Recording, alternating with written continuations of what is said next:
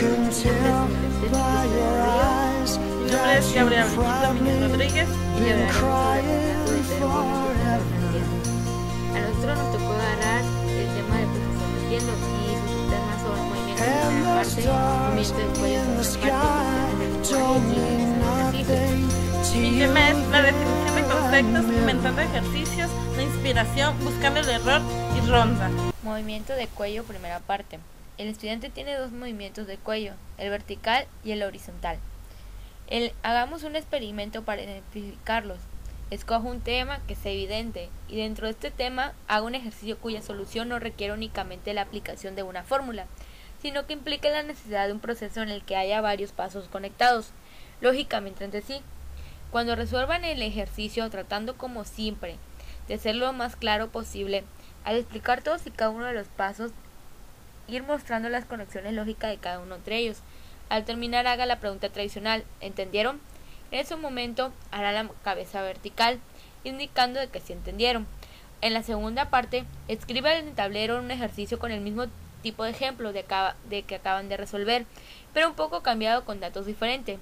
Pídele a sus estudiantes que en una hoja de papel individualmente lo resuelvan en 10 minutos. Cuando hagan este ejercicio, el tiempo le habrá terminado y no habrán podido realizar el ejercicio. En este momento usted reconocerá el movimiento de cabeza horizontal. ¿Por qué? Se pregunta. Porque si los acabo de explicar el ejemplo en el tablero y ustedes, como todos dijeron que sí entendieron, ahora no lo saben resolver. En ese problema se necesitará que hay varias razones que se analizan a continuación. Movimiento de cuello, segunda parte. ¿Por qué los estudiantes dicen que entienden cuando se les explica o se les hace un ejemplo en el pizarrón? Después no son capaces ni de reproducir lo entendido o hacer un ejercicio similar. Hay varias razones. Una de ellas consiste en que cuando el profesor hace una pregunta acerca de la comprensión y los estudiantes responden afirmativamente, los estudiantes están dando la respuesta en un sentido y el profesor no la está interpretando en otro. El estudiante dice que sí entiende al profesor, porque no hay ningún paso del proceso que no entienda. Esto es porque comprende cada una de las conexiones lógicas entre estos pasos del proceso. Él ve claro el proceso, también dice que sí entiende porque una vez introducidos los trucos involucrados en el proceso, a él le parecen evidentes. Y finalmente el estudiante dice que entiende porque realmente entiende el proceso para el caso particular que le están representando. Por otra parte, el profesor interpreta la respuesta afirmativa del estudiante en otro sentido. Él la interpreta en el sentido que el estudiante es ahora capaz de reproducir el proceso. Sin embargo, esa capacidad de reproducir depende de una serie de factores que el estudiante no ha necesitado aprender. Para comenzar, el profesor espera que el estudiante haya comprendido y retenido la estructura general del proceso, siendo esta estructura independiente del contenido. Un ejemplo en cuestión.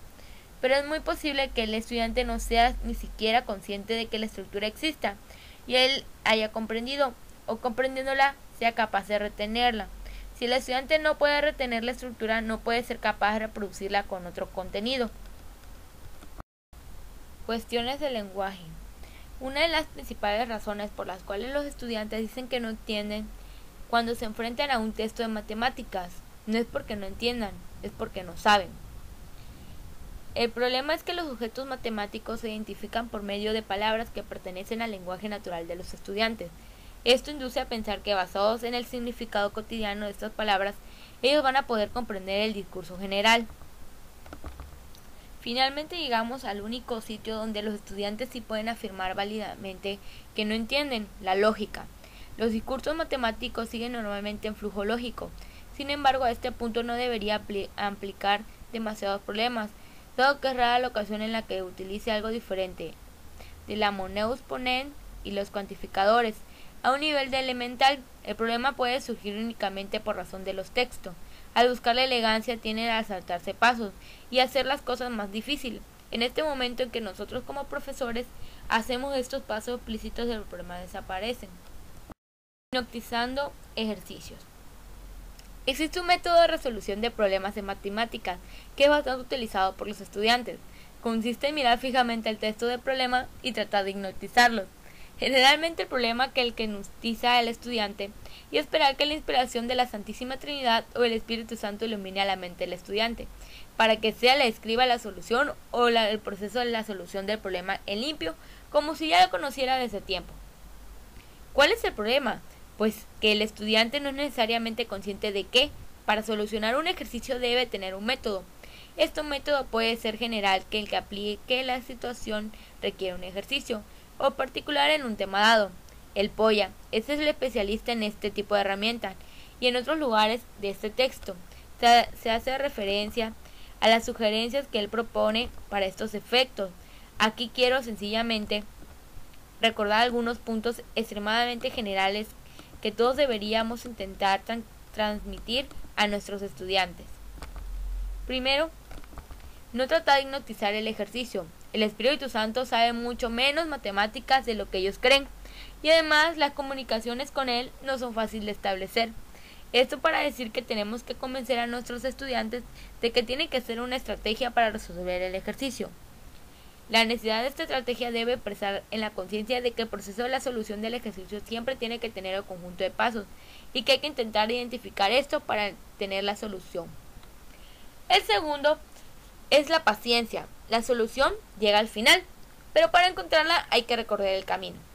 El tercero es la presión por llegar a la solución, que la manera como ellos desarrollan en su papel es completamente desordenada. Esto obliga a mantener la mente mucho más ocupada.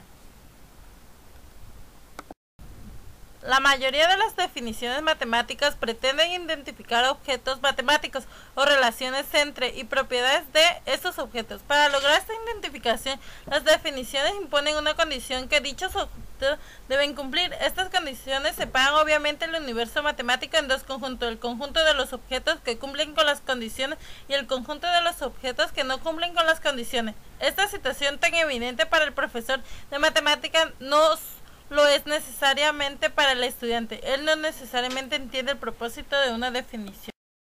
¿Cuántas bolas hay ahí?, pregunta el profesor. La función es cuadrática, responde el estudiante. El profesor vuelve a hacer la pregunta y el estudiante vuelve a dar la misma respuesta. ¿Por qué?, se pregunta el profesor. ¿Por qué no me ha escuchado? Es cierto que el estudiante no lo está escuchando. Él ha inventado su propia pregunta y esa es la pregunta que él está respondiendo.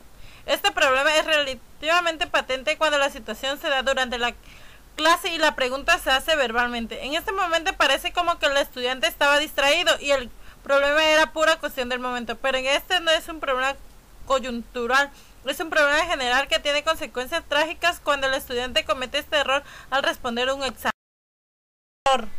Una de las principales actividades del profesor de matemáticas debería ser la de identificar los errores típicos de los estudiantes y tratar de solucionarlos.